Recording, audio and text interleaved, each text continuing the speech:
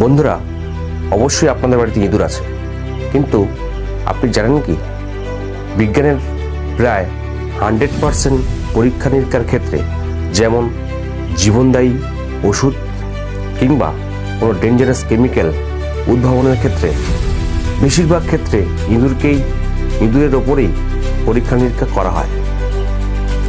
ইঁদুরের মতো ছোট সাইজের অনেক প্রজাতির প্রাণী থাকা সত্ত্বেও ইঁদুরের দেহকে কেন বেছে নেওয়া হয়?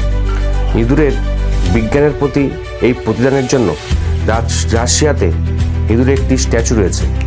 আসলে ইঁদুরের দেহে মানুষের মতো ছোট্ট হার্ট, ছোট্ট লিভার, ছোট্ট কিডনিরা আছে এবং ইঁদুরের জিন মানুষের জিনের সঙ্গে প্রায় 85% মিল আছে, যা ইঁদুরের মতো ছোট্ট সাইজের প্রাণীদের ক্ষেত্রে দেখা যায় না বললেই চলে।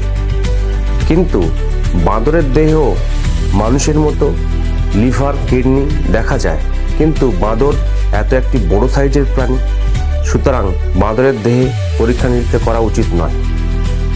তাই বিজ্ঞানের গবেষণার ক্ষেত্রে ইঁদুরকেই বেছে নেওয়া হয়। এরকম আরও ইনফরমেটিভ ভিডিও পাওয়ার জন্য অবশ্যই আমাদের চ্যানেলটিকে সাবস্ক্রাইব অ্যান্ড কমেন্ট।